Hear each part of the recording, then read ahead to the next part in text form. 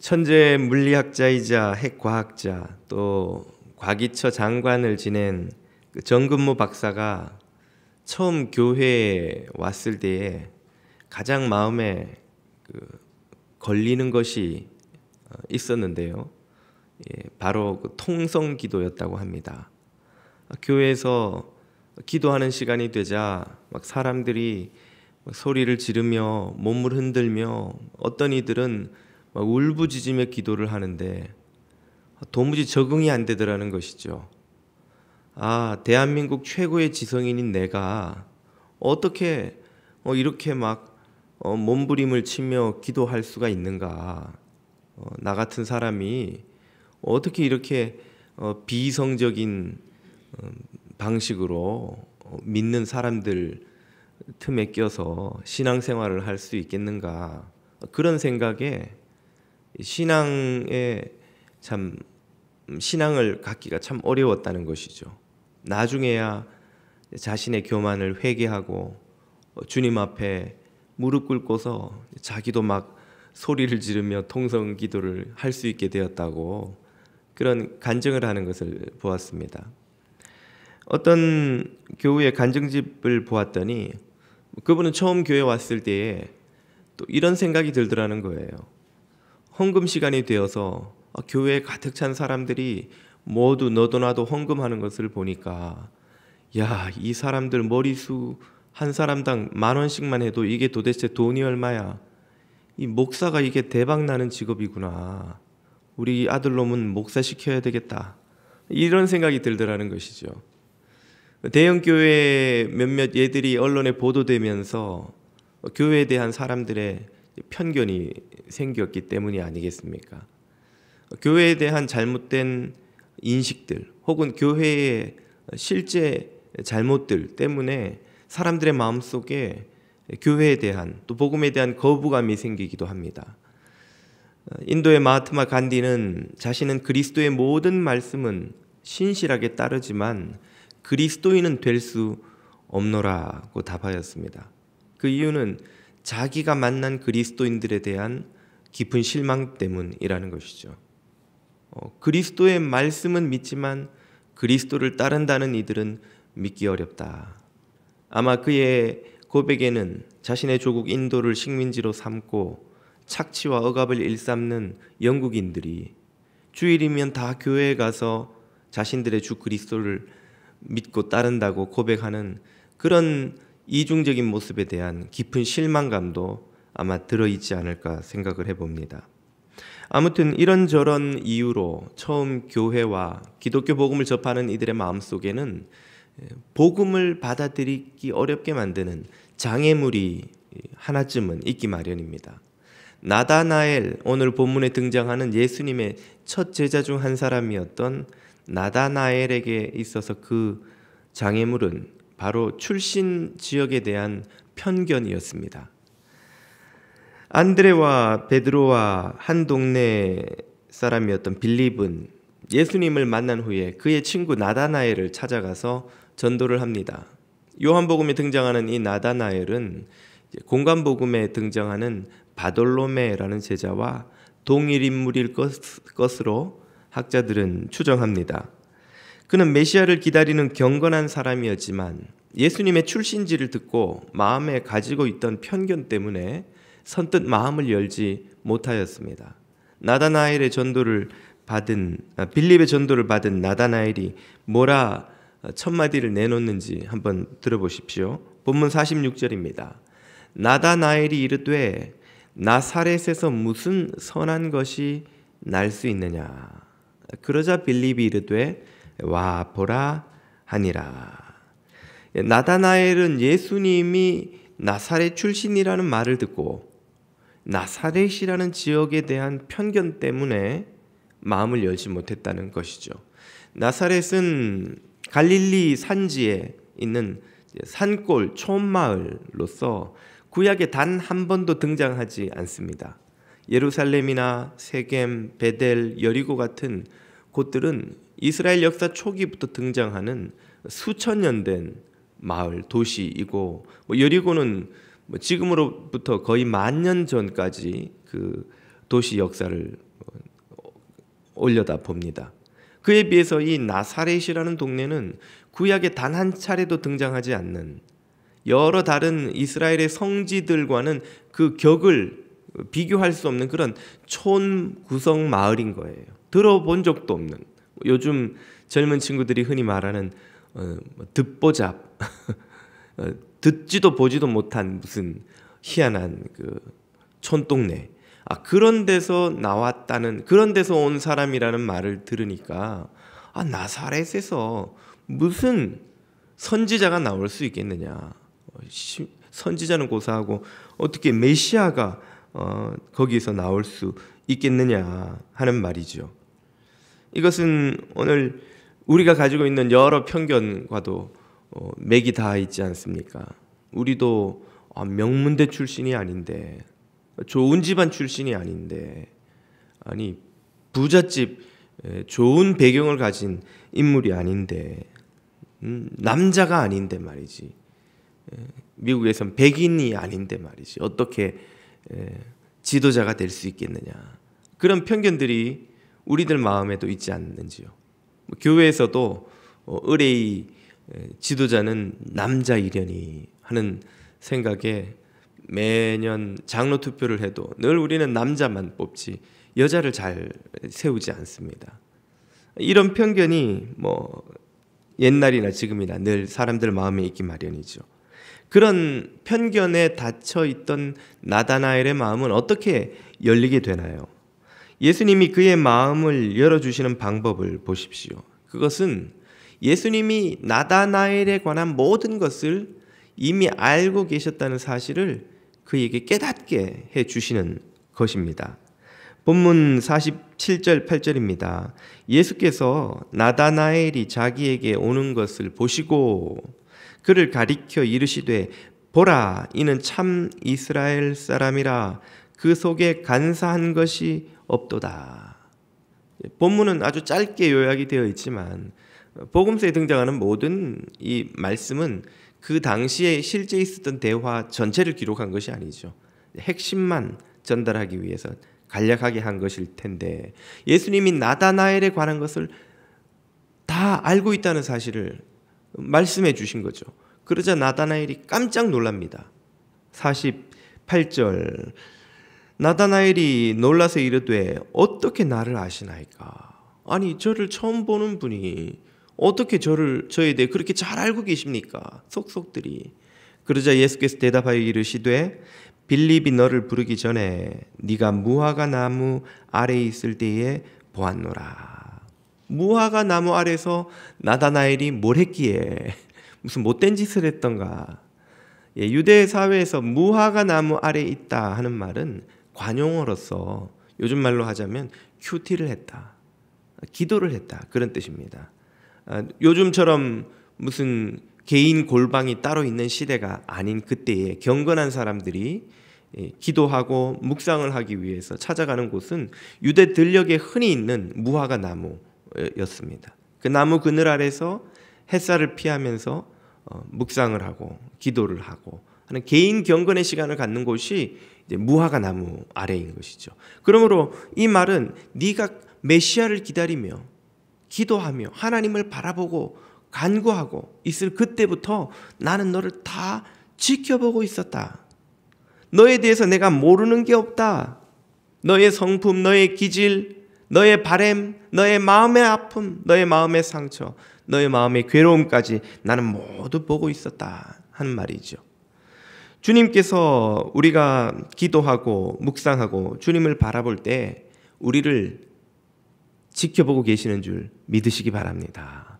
우리는 기도하면서 허공을 바라보는 것이 아닌가, 내 기도가 그냥 허공에 흩어지는 메아리 없는 소리가 아닌가, 마음에 괴로울 때가 있을지 모릅니다만 주님은 그 순간에조차 우리의 모든 기도를 듣고 보고 계시고 우리 마음의 모든 생각을 헤아리고 계시는 줄 믿으시기 바랍니다. 이 주님의 말씀을 듣고 나다나엘은 비로소 마음을 열고 주님께 경외감을 표현합니다. 49절이죠. 나다나엘이 대답하되 랍비여, 당신은 하나님의 아들이시요 당신은 이스라엘의 임금이로소이다. 예수님께서 나다나엘을 모두 아신 것처럼 우리의 모든 것을 알고 계십니다.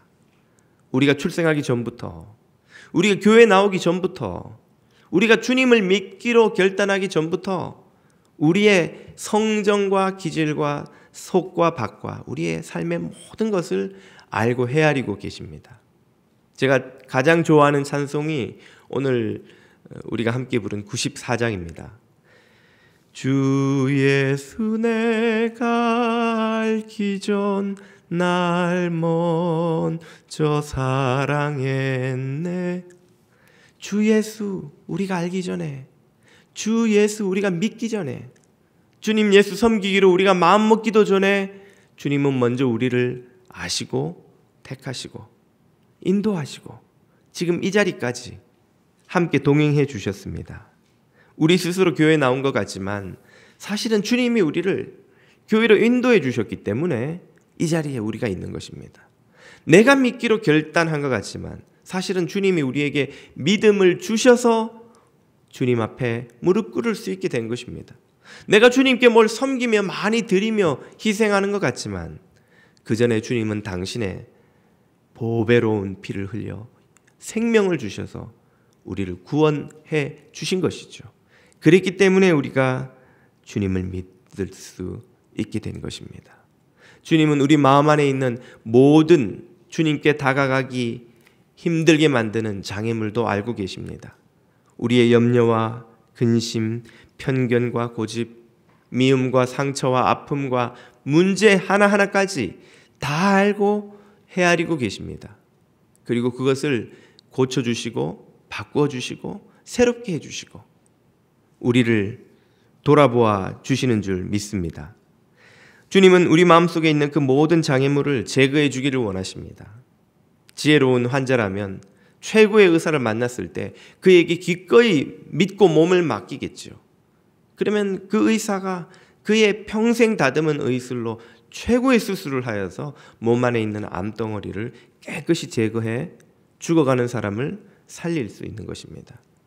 마찬가지로 우리가 주님을 신뢰하고 우리의 영혼을 온전히 주님께 내어 맡기면 주님이 성령의 칼로 우리를 수술하셔서 우리 안에 있는 죄와 악과 문제와 상처와 모든 응어리와 장애물까지도 깨끗이 제거하셔서 주님께 나아갈 수 있도록 주님을 깨끗한 마음으로 볼 수 있도록 수술하여 주시는 것이죠.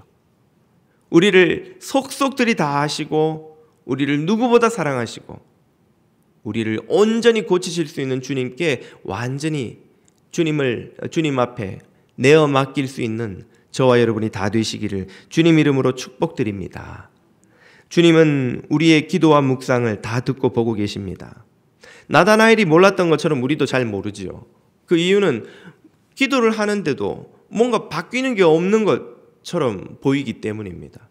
기도를 하는데 왜 세상이 안 바뀌어? 왜 내 삶의 문제가 해결되지 않아? 왜 이 모든 상황들이 변하지 않는 것일까? 내 기도가 응답되는 것일까? 의문이 생기곤 합니다. 그러나 그것은 주님의 응답하는 방식이 너무나 크고 거대하고 오묘하기 때문입니다. 지극히 작은 나로서는 그분이 하시는 그 크고 오묘하고 놀라운 방식의 응답을 볼 눈이 없기 때문에 그런 것이죠. 이것은 마치 지구에 있는 우리가 지구가 자전하는 것을 느끼지 못하는 것과 같습니다. 지구는 1시간에 1037마일의 속도로 자전하고 있습니다. 돌고 있는 거예요. 여러분 100마일의 속도로 자동차를 운전하면 어떤 느낌이 드십니까? 100마일이면 일단 바로 티켓을 뛰겠죠. 엄청나게 빠르니 그 바퀴가 지면을 밟으며 달리는 그 소리, 막 차가 진동하는 소리로 몸이 막 떨리지 않겠어요? 아무리 좋은 자동차라도 그 진동을 완전히 숨길 방법이 없죠. 100마일로만 달려도 이렇게 떨리는데 그 10배인 1000마일로 달려보십시오. 아마 우리의 몸은 그 속도를 감당하기 힘들 겁니다. 그런데 지구가 그 1037마일의 속도로 자전을 하고 있다니까요. 지금도 쉬지 않고 돌고 있습니다. 그런데 저나 여러분이나 그 진동을 느끼는 분이 누가 있습니까? 왜 우리는 그 빠른 속도로 돌고 있는 지구의 자전을 경험하지 못하는 것일까요? 그저 해가 뜨고 지는 것을 보면서 지구가 자전하고 있구나. 이제 우리는 과학의 시대를 살고 있으니까 그걸 알고는 있으나 느끼지를 못해요. 너무나 큰 것이 돌아가고 있기 때문이죠. 중력이 우리를 꽉 붙들고 있는 상태에 그 지구와 함께 돌고 있기 때문에 그 지구가 돌아가는 걸 못 느끼는 거예요. 자그마한 자동차가 달리는 것은 느끼지만 거대한 지구가 도는 것은 느끼지 못합니다. 마찬가지로 주님이 일하시는 방식도 이러합니다. 우리가 기도할 때 주님은 역사와 문명의 수레바퀴를 돌리고 계시는 거예요. 당신의 뜻과 당신의 방법으로 당신의 시간표에 따라서 엄청나게 빠른 속도로 놀랍게 그 수레바퀴를 돌리고 계시지만 우리가 그 수레바퀴 위에 있기 때문에 이게 돌아가고 있다는 걸 못 느끼는 거예요. 그러나 시간이 지나놓고 보면 어느새 하나님의 나라가 임하고 뜻이 하늘에서 이루어진 것처럼 땅에서도 이루어지는 것을 경험하게 되는 줄 믿으시기 바랍니다. 우리는 그것을 경험해왔고 또 앞으로 경험하고 있을 것입니다. 그 거대한 역사의 수레바퀴 위에 있을 때에는 그것이 돌아가는지 몰라요. 그것이 다 돈 다음에 뒤를 되돌아보니까 주님이 이것을 돌리셨구나. 주님이 이 수레바퀴를 돌리고 계셨구나. 그래서 나의 인생을, 우리의 역사를, 우리 문명을 여기까지 망하지 않고 굴러오게 하신 거구나. 깨닫게 되는 것이죠. 주님은 또한 깨끗한 마음을 찾으십니다. 주님이 나다나엘을 만나자마자 하신 말씀이 무엇입니까? 47절을 보십시오. 예수께서 나다나엘이 자기에게 오는 것을 보시고 그를 가리켜 이르시되 보라 이는 참 이스라엘 사람이라. 그 속에 간사한 것이 없도다. 나다나엘을 묘사하시는데 그를 이스라엘 사람 맞죠? 나다나엘은 그 당시 기준으로는 유다 사람인데 그 유다인들은 자신들을 이스라엘의 후손이라고 믿으니까. 그런데 그를 이스라엘은 이스라엘인데 참 이스라엘 사람이라고 부릅니다. 그리고 그 안에 간사한 게 없다는 거예요.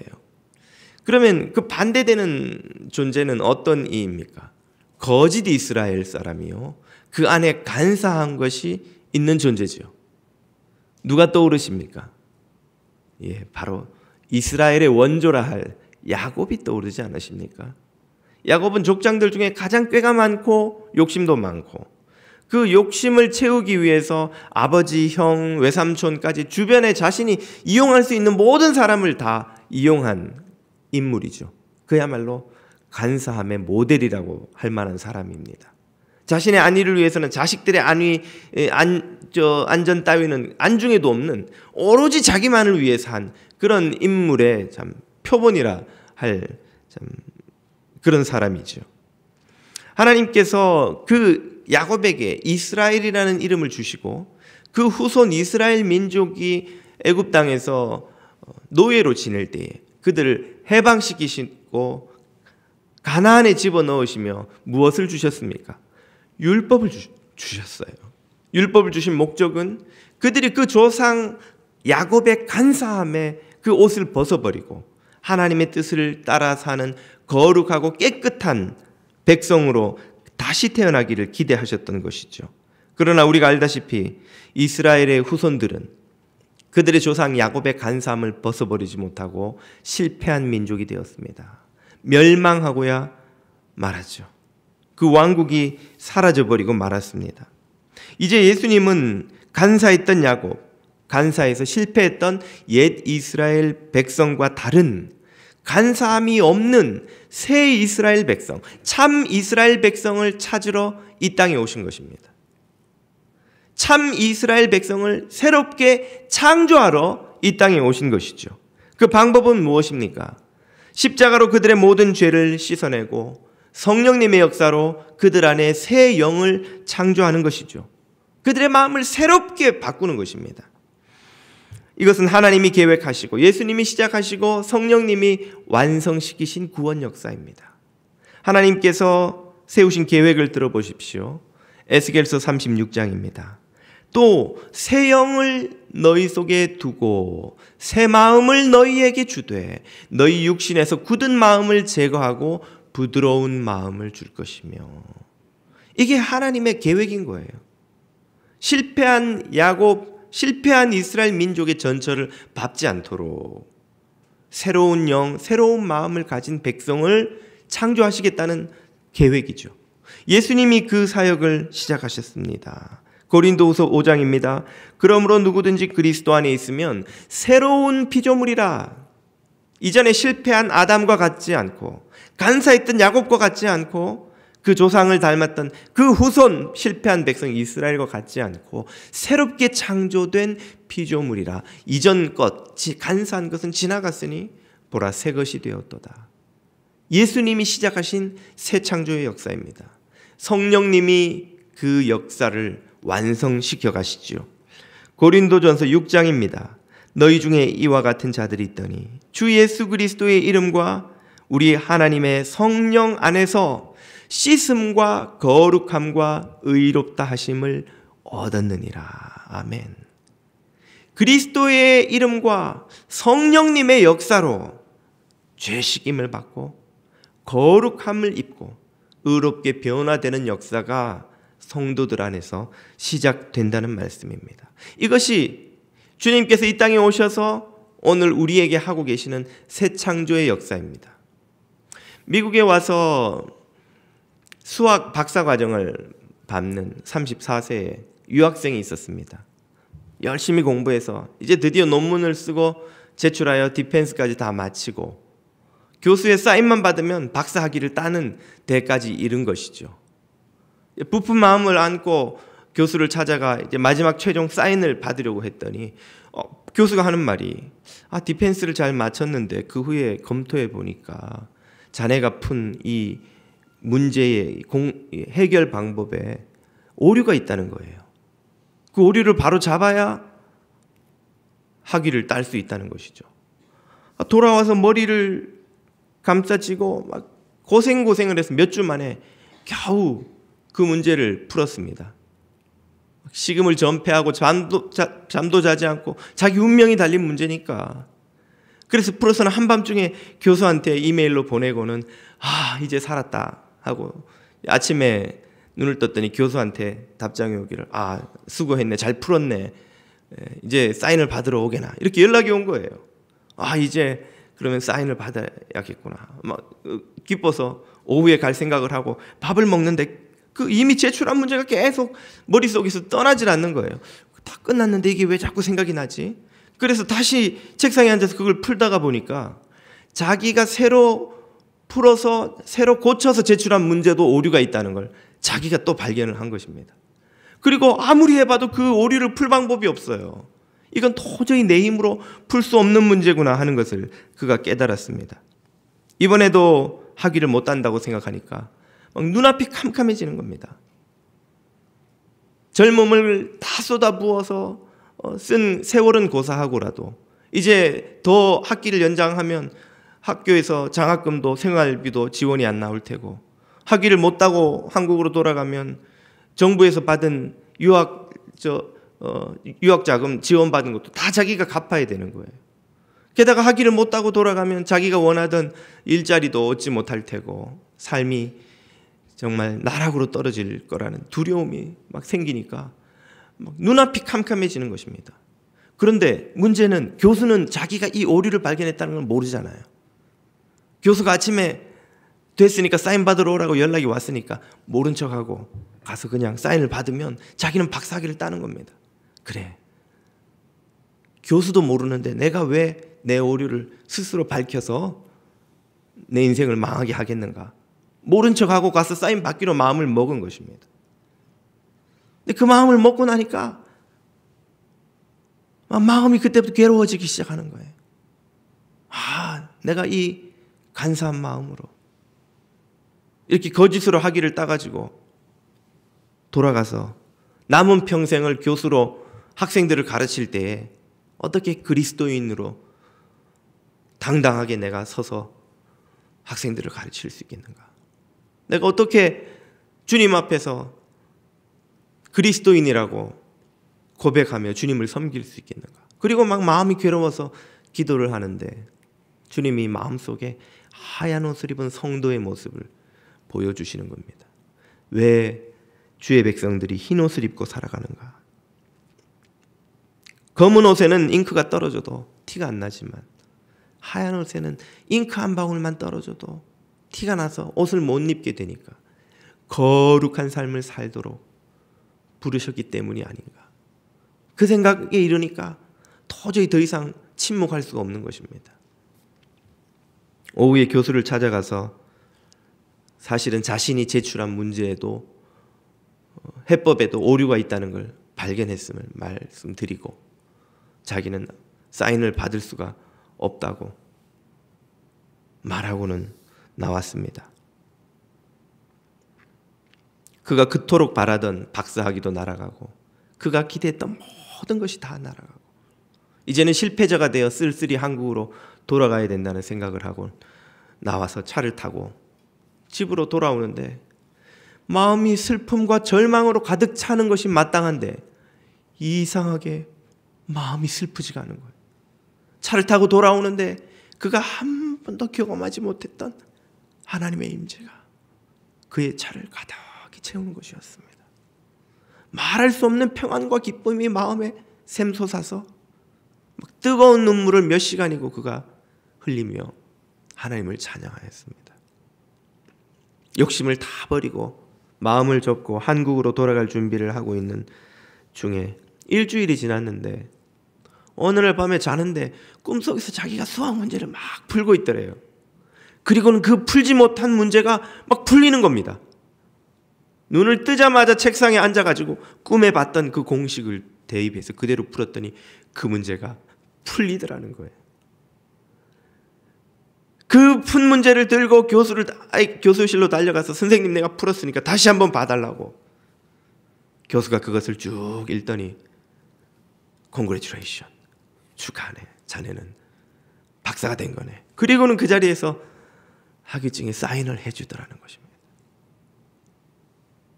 그렇게 해서 그는 하나님의 놀라운 역사를 경험하고 수학 박사가 되어서 한국으로 돌아왔는데 정작 지금은 주님의 부르심을 받고 수원 하나교회를 섬기는 고성준 목사가 되어 주님을 섬기고 있습니다. 그는 그때 간사한 마음을 버리고 주님의 손에 이끌려 새로운 피조물로 새롭게 창조되는 것을 경험하였던 것입니다. 주님은 지금도 성령님을 통해 예수 그리스도의 이름으로 우리 안에 새로운 영을 창조하고 계십니다. 그 역사를 경험하려면 바로 나다나엘을 전도했던 빌립이 한 말을 들어야 합니다. 본문 46절이 말하죠. 나다나엘이 이르되 나사렛에서 무슨 선한 것이 날 수 있느냐? 그러자 빌립이 이르되 와 보라 하니라. 예수님이 안드레를 부르실 때에 제자들을 부르실 때에 늘 하셨던 와 보라, 직접 와서 경험해 봐라, 나와 함께 동거하여라. 그 말을 빌립도 나다나엘에게 하고 있는 거예요. 와 보라. 누구든지 겸손히 주님께 가서 내 안에 새로운 영을 창조해 주옵소서 하고 주님께 간구하고 그분과 동거하면 그분께서 그 안에 새 영을 창조하시고 새 피조물로 거듭나게 해주시는 줄 믿습니다. 그 안에 아무리 큰 장애물이 있어도, 아무리 큰 죄악이 있어도, 아무리 큰 상처와 아픔과 고난이 있어도 이겨내고 마침내 참 이스라엘, 간사함이 없는 하나님의 백성으로 새롭게 창조되는 것입니다. 여러분의 마음에 주님께 가까이 나아가 동거하기를 주저하게 만드는 무슨 장애물이 있습니까? 무슨 숨겨진 죄악이 있습니까? 무슨 상처와 아픔과 괴로움이 있습니까? 그것이 무엇이든지 주님 앞에 다 내려놓고 와 보라 하는 주님의 음성을 듣고 주님과 동거하며 간사함이 없는 새 이스라엘, 참 이스라엘로 새 창조되는 저와 여러분이 다 되시기를 주님 이름으로 축복드립니다. 기도드리겠습니다.